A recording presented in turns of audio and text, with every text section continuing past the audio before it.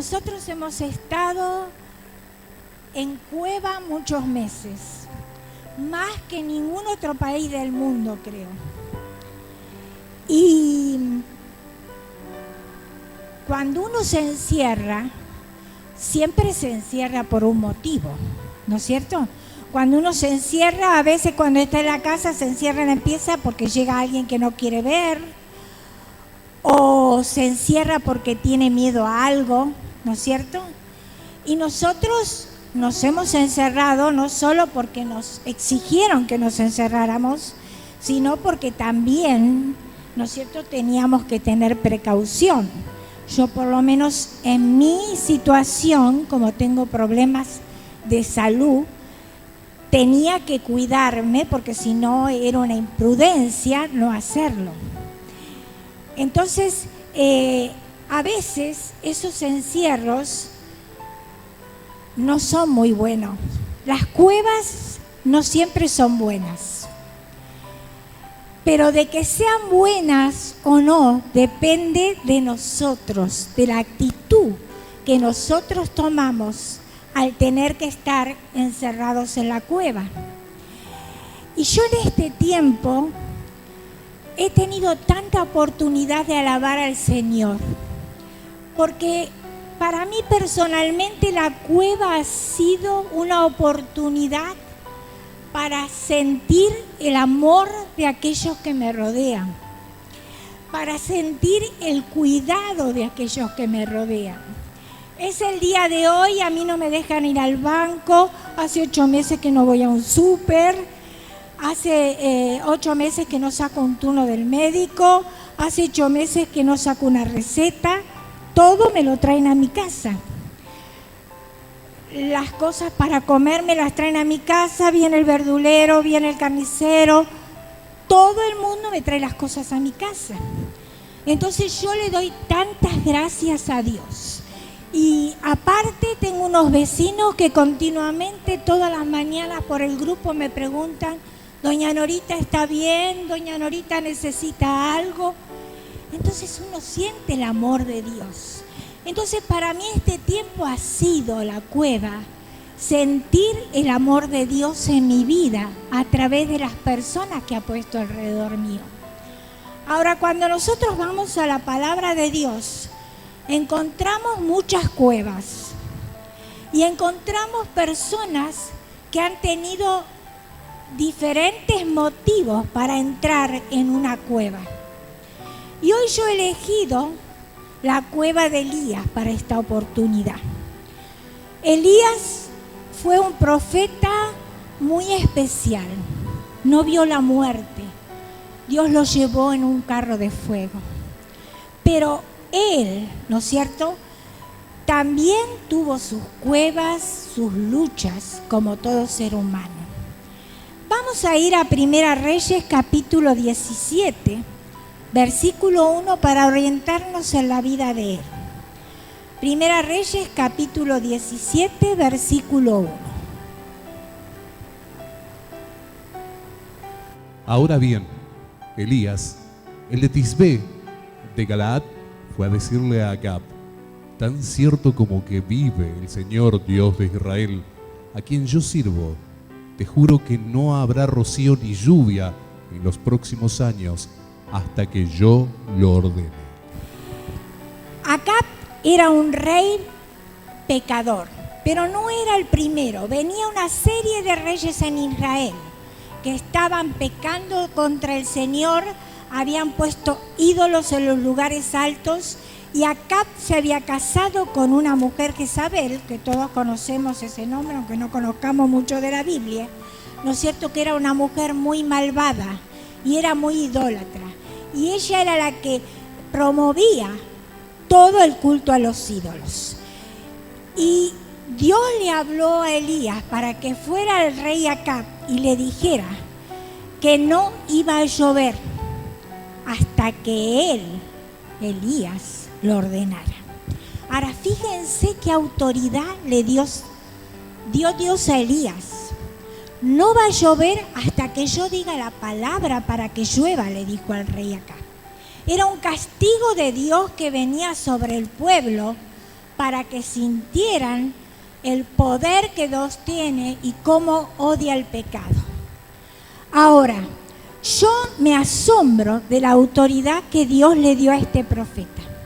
No va a llover hasta que mi palabra haga llover. Y quiero que lo tengamos esto en cuenta para que cuando sigamos adelante. Veamos qué dice el versículo 10. Así que Elías se fue a Sarepta. Al llegar a la puerta de la ciudad, encontró a una viuda que recogía leña. La llamó y le dijo: por favor, tráeme una vasija con un poco de agua para beber. Fíjense, el Señor le manda que vaya para esa zona. Y ya tenía preparado, porque llegó a la puerta de la ciudad, había hambre en todos lados, no había agua, ¿no es cierto? Pero el Señor le tenía preparada a esa persona para que le diera comida y bebida. Ahora, cuando le pidió, la mujer le dijo: yo tengo únicamente para mí y mi hijo, y después nos vamos a dejar morir. Y él le dijo, ¿no es cierto?, que no le iba a faltar nunca, que le diera primero a él y que nunca le iba a faltar. Dios le dio la autoridad para que él pudiera hacer, a través del poder del Espíritu de Dios, que no faltara ni aceite ni harina, ¿no es cierto? Ahora, después vino un incidente. El hijo de la viuda se enfermó y murió. Entonces la viuda, a pesar de que ella había visto el milagro de Dios, que ella había podido pagar todas sus deudas y todo con eso, dice: hombre, ¿qué tienes conmigo? Entonces enseguida se olvidó que el Señor le había dado de comer por todo ese tiempo, ¿no es cierto? Mi hijo se ha muerto. Elías le dijo que trajera a su hijo, lo llevó al alto de la casa, oró sobre él, se acostó sobre él y le entregó el hijo vivo a la madre. Y ahí ella dijo: ahora verdaderamente reconozco que sos profeta de Dios. Miren la dureza del corazón del hombre. Había comido tanto tiempo cuando nadie tenía que comer, pero tuvo que ver morir a su hijo y resucitar para decir: ahora reconozco que tienes palabra de Dios. Ahora, en el capítulo 18, versículo 1, vemos que Dios le da otra orden a Elías. ¿Qué le dice? Después de un largo tiempo, en el tercer año, la palabra del Señor vino a Elías y le dio este mensaje: ve y preséntate ante Acab, que voy a enviar lluvia sobre la tierra. Fíjense, 3 años sin llover. Nosotros tuvimos 4 o 5 meses acá en Tucumán y no nos quedaban plantas si nos descuidábamos, ¿no es cierto? Y ahora con estos calores, gracias que hoy Dios mandó la lluvia, porque las plantas sufren. Bueno, imagínense ellos 3 años. Aparte, Palestina es una tierra seca, desértica. 3 años sin llover. Ahora, cuando Elías iba para encontrarse con Acab, Acab iba con un ayudante que él tenía días a ver por todo el lugar si podían encontrar agua en alguna parte del país, porque los animales ya se estaban muriendo. Y entonces Elías, cuando va a encontrarse con el rey, se encuentra con Abdías. Abdías era un hombre que adoraba a Dios. Él, cuando Jezabel empezó a matar todos los profetas de Dios, había escondido en cueva a 100 de sus profetas y le había salvado la vida. Pero cuando Elías le dijo: ve y dile a tu señor que yo vengo a hablar con él, que venga, le dice: no, ¿cómo me pides eso? Dice: si yo voy y le digo que vos venís y después Dios te saca y no te encuentro, me va a matar. Entonces él le dijo: no, ve y dile que venga a verme. Entonces cuando Acab llega delante de Elías, fíjese lo que les dice en el versículo 17 y 18. Y cuando lo vio, le preguntó: ¿eres tú el que le está causando problemas a Israel? Él le dice al profeta: ¿eres tú el que está causando todos estos problemas a Israel? Y el profeta que le dice, no, es consecuencia de tu desobediencia a Dios que pase todo esto. Pero entonces le dijo al rey Acab, trae todos los profetas de Baal y todos los profetas,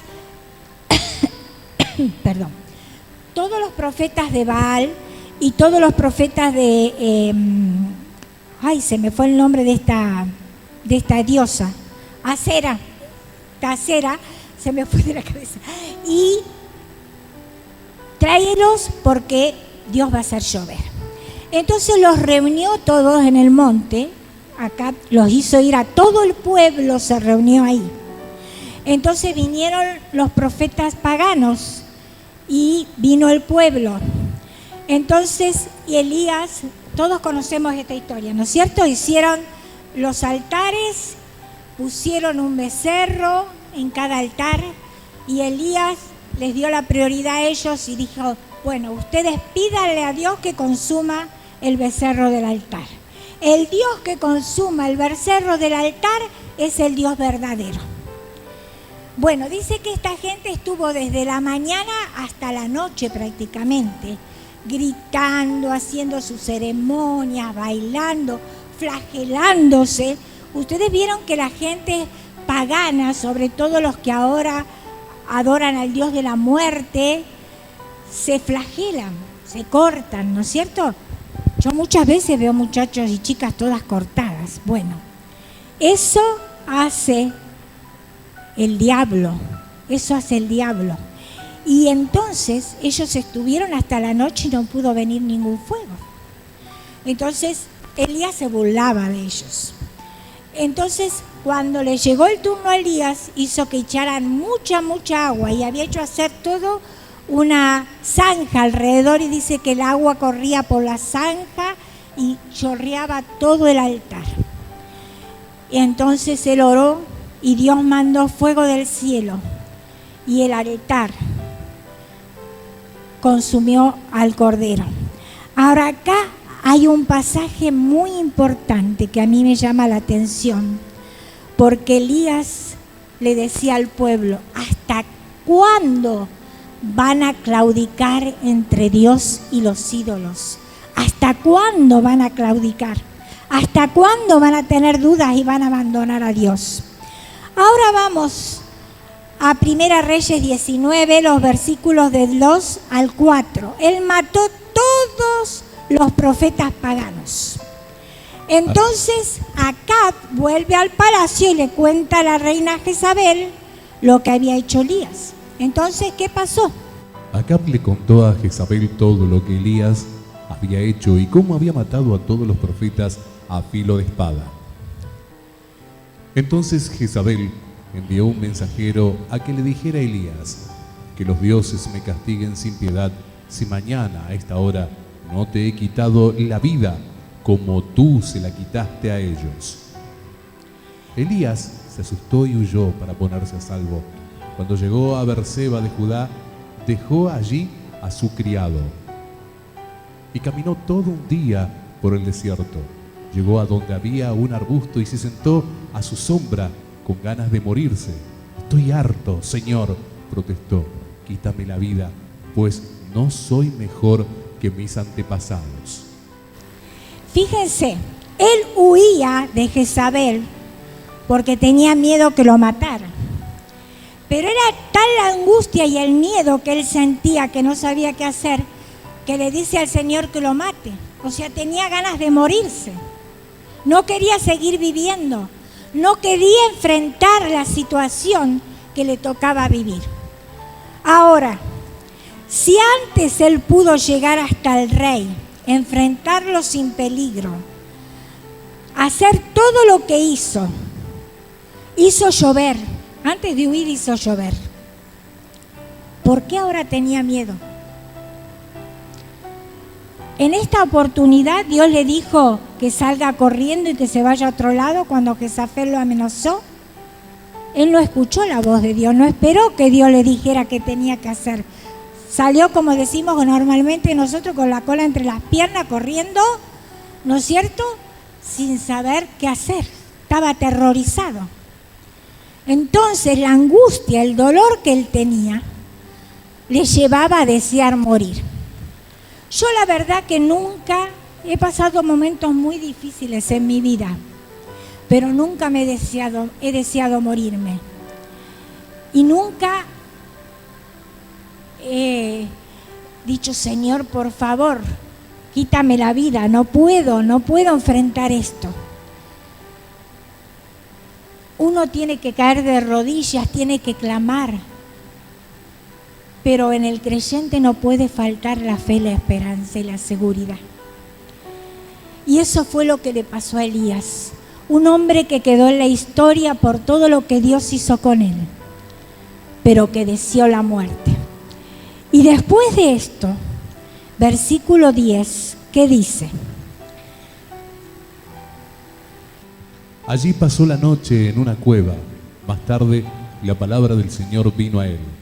¿Qué haces aquí, Elías?, le preguntó. ¿Qué haces aquí, Elías? Dios le había dado de comer para que él pudiera caminar 40 días y 40 noches hasta llegar a la cueva. Y él va y se esconde ahí. Y el Señor le dice, ¿qué haces aquí, Elías? Y Pablo, por favor, leer el versículo donde Elías le contesta, el versículo 11. A mí me llama la atención lo que él le contesta. Me consume mi amor por ti, Señor Dios Todopoderoso, respondió él. Los israelitas han rechazado tu pacto, han derribado tus altares y tus profetas los han matado a filo de espada. Yo soy el único que ha quedado con vida y ahora quieren matarme a mí también.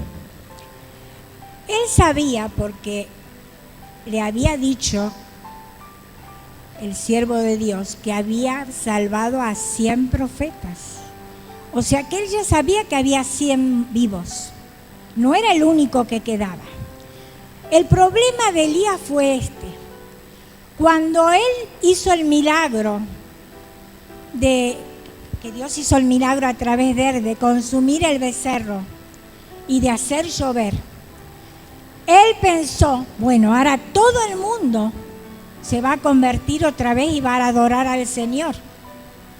Pero no pasó eso. La gente no se arrepintió, no pasó eso.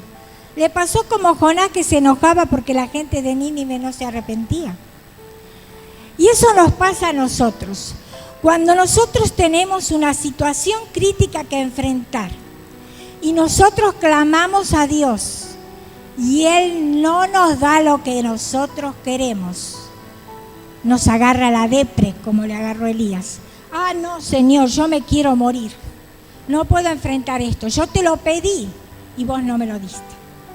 El problema de Elías, el que él estaba enojado porque el pueblo no se había arrepentido cuando Dios había obrado.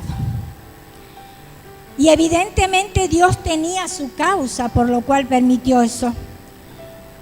Porque Elías no estaba preparado todavía. Él le dijo al pueblo, ¿cuándo dejaréis de claudicar entre una cosa y la otra? ¿Y él qué hizo? Sintió angustia, sintió ganas de morirse, se escondió, se escapó, no esperó que Dios le indicara qué hacer. Cuando nosotros enfrentamos una crisis, siempre pensamos en lo que no tenemos para solucionar el problema, pero no pensamos en lo que tenemos. ¿Sí? No pensamos con lo que contamos para enfrentar la situación. Y cuando nosotros no solucionamos un problema, es muy posible que el problema después haga estragos con nosotros. Nosotros no podemos escapar, no podemos encerrarnos en la cueva. Y yo quiero que todos pensemos en esta tarde, ¿qué hice yo en este tiempo que estuve en la cueva? ¿Para qué lo utilicé? ¿Para quejarme? para llorar por lo que no podía hacer, para angustiarme y tener miedo por si me iba a enfermar, para pensar que no podía trabajar. ¿Para qué lo utilicé? Dios permite que nosotros estemos en la cueva para que podamos crecer. Y si ustedes no aprovecharon este tiempo que Dios le dio para poder estar aislado de todos y estar solo con Él, han perdido un tiempo precioso que Dios tenía para ustedes. Pero nunca es tarde, nunca es tarde. Dios tiene propósitos para nosotros. Él quiere cumplirlos, Él quiere utilizarnos, pero nosotros tenemos que aprender a aprovechar las oportunidades. Cuando Elías salió de la cueva, Dios le mandó que hiciera unas cuantas cosas, pero lo primero que tuvo que hacer, buscar su sucesor que hiciera lo que él no hizo, porque se escapó y se escondió. Entonces siempre tenemos que estar atentos, siempre tenemos que estar dispuestos a pasar por la crisis, porque si no, a nosotros la crisis nos pasa por encima y nos desarma. Dios permite que pasemos por las cuevas y por las crisis porque nos ama, quiere prepararnos, quiere utilizarnos, quiere que seamos cada vez mejores. Y por eso Dios nos mete en la cueva. Así que estemos atentos a poder sacar el provecho de todo este tiempo para que nuestra vida pueda seguir creciendo. Que el Señor les bendiga.